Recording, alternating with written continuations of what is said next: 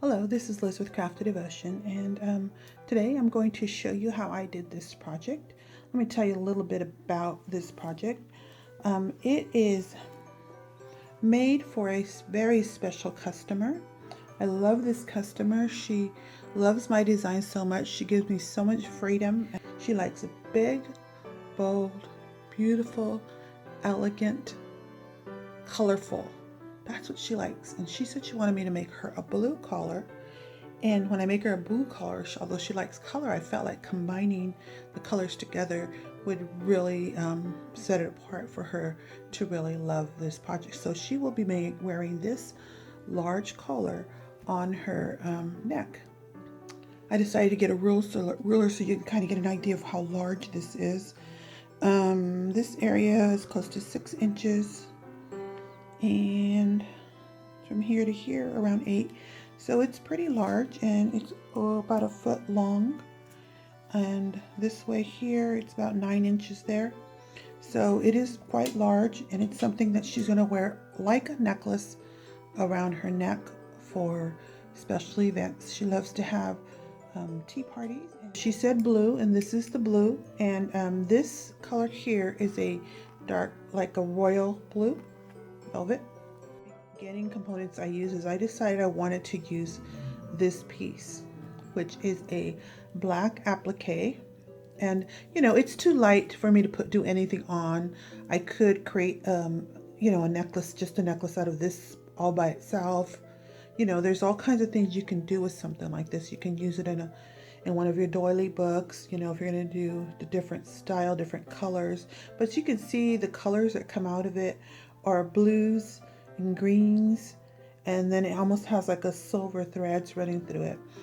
So this was part of my inspiration, as well as I had the idea that I wanted something to go with it, and so that's when I came up with these colors.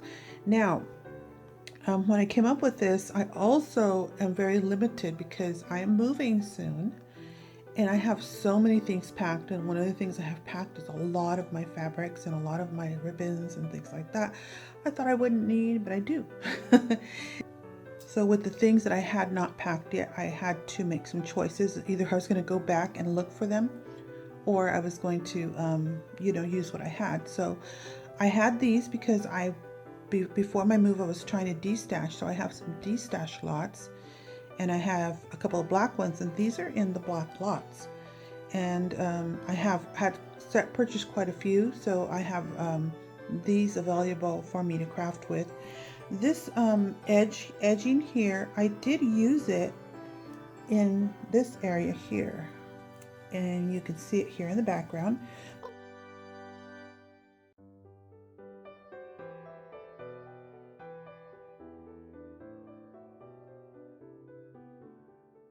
It, and I made it to look come out sideways as part of my design. And then along here I also used it. I used it so that it almost looks like a flower coming out, but it's actually the doily here. And it was really difficult for me to figure out how to make this look like, you know, to be a highlight, but yet at the same time look like a flower. So sometimes the challenges are there. So I just wanted you to see that part, because that is one of the main things that helped to influence some of my choices. This color I happened to hand make, but the original design, because this is the second one she's ordered, and the first one I made her, I actually had used a collar, and this is what the collar looked like, but I only have it in purple. I do not have it in black anymore, and I had used black, and so I could use this to still make something beautiful. But and then I also had ended up almost covering the whole thing. You'll see photos at the end of this, and it'll show you the previous collar that I made. And I had ended up covering everything. I removed, like, it was very easy for me, and I removed all these here, and I had planned to make the beautiful black collar the highlight of my piece, and I ended up covering it all. So I said, well, why am I going to make another one, use another one? The only thing that was showing after, almost the only thing that was showing afterwards were the dangles that were hanging on the edge.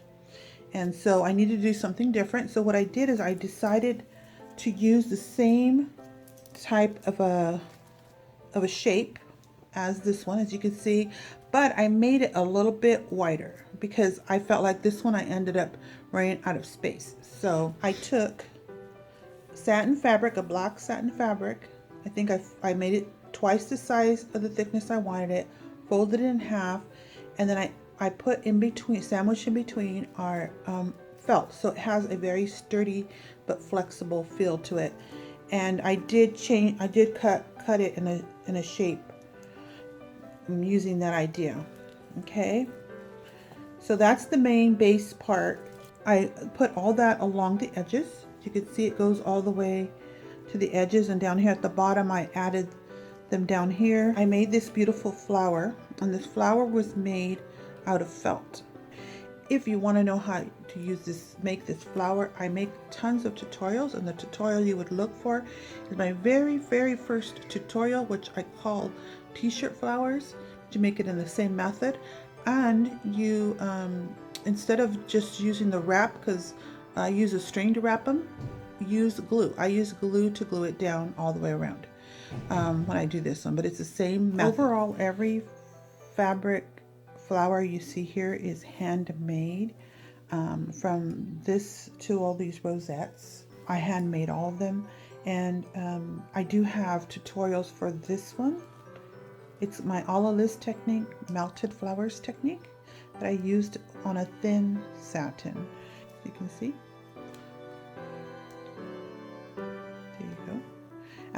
Just remember, at the end of this video I will place photos of the other two that I've made for this same customer. I have bling. Now these bling, if you're looking for bling, I actually carry blings in my Etsy shop, and some of the blings I use a lot of times on my custom projects. I usually use bling that's not in my shop at the moment. Sometimes I do. So I no longer have this, but I have a lot of different cameos in my shop. And for example, this beautiful piece, I don't have that in my shop anymore, but I do have others in my shop. And I do have this one in my shop. And let's see, there's another bling here. See? Okay, and I do want to show you at this moment just a couple of other blings before I finish going into more detail on that. And these are my other blings that I just recently added to my shop. This is the pink one, and this is a clear iridescent that's in my shop. And the iridescent one, a lot of times they'll take on colors, and this one takes on a lot of pinks and blues depending on which way you move it. And I like to carry inexpensive pieces in my shop that you could buy to use in your project. So these would look beautiful in this project also. I take a lot of fashion jewelry, and then I take them apart, and then I put them in my shop as crafting jewelry because I find bargains, and I like to offer those bargains to you. And so this is what it looked like before I took this one apart. So you can see that one and this one. So this used to be a bracelet, so you can make a bracelet out of this piece if you want to, and it has like elastic through the back, or you can use it to sew it on, or you can use it just as a centerpiece in any of your flowers. You can drop it into the center and it'll make a beautiful bling in the center of your flowers.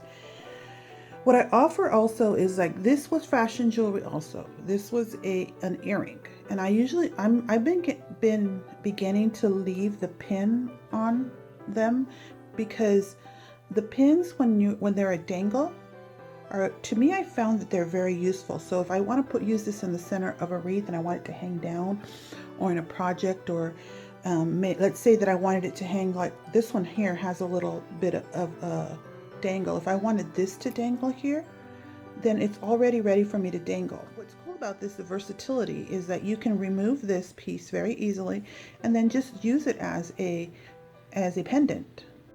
Those of you who are great jewelry makers would just can make this yourself, but those of us who aren't, we can't. So then I also take, like, these pieces that I showed you earlier. These were also previously earrings. And I do try to post it in the shop, try to give you a photo of the backing so you can see this one has an almost rounded backing there. so it's not completely flat.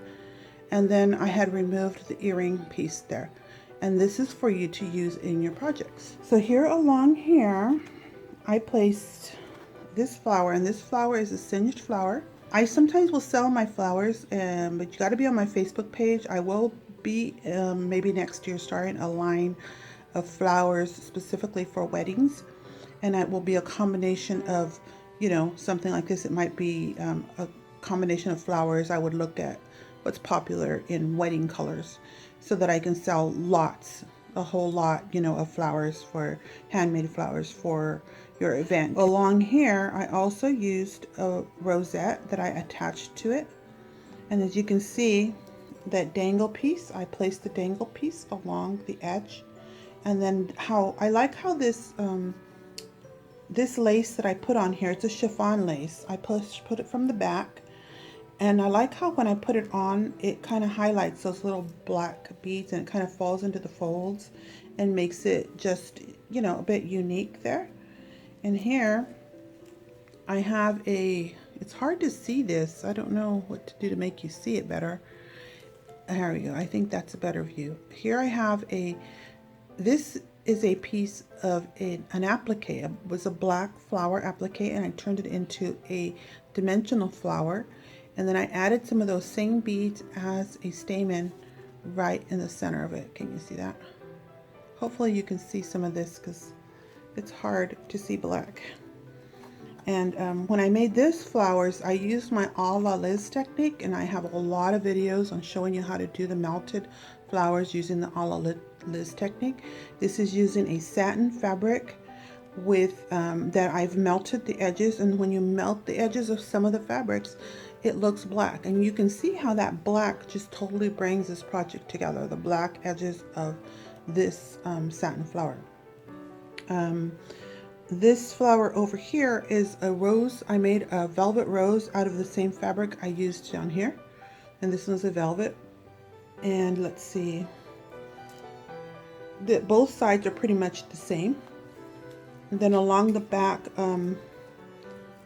I placed this part on the back of it, and then I attached this ribbon.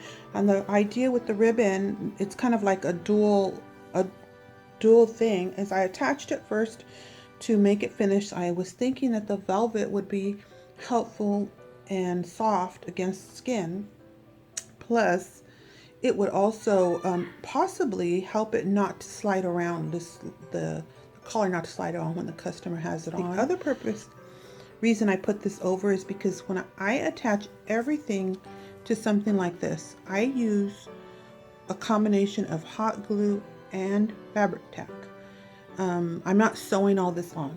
I'm using a combination of hot glue and fabric tack. Some things I will sew on if I find that it's necessary, like the bling. On the blings, when I attach the blings, I use a combination of E6000 and hot glue. So the hot glue will activate quickly and help it to stay there so I can continue crafting. And the E6000 will take a little longer to dry, but it'll stay put. So I kind of just go around and do it that way. So the same with all of these little blings. They're attached with E6000 and hot glue. And most of the fabric to fabric is a combination of fabric tack and hot glue. And since I know this customer lives in an area that is a hot area, I know that she'll need something that, you know, is not only hot glue. That's why I do a combination of both, because I want to keep on crafting once I start crafting. This is Liz with Crafty Devotion. I hope you were inspired by my design and you got some of your own ideas from this. I can't always do tutorials. This would have been a long, drag out tutorial and a lot of planning, and I'm moving soon, so I couldn't do that for you, but hopefully you got enough details that you can come up with some of your own ideas and it's inspired you to create your own. And I hope you didn't mind my little bit of explaining some of my bling, because I do want you guys to know I have it. I hope you have a beautiful day and you are inspired to craft by the designs I just showed you.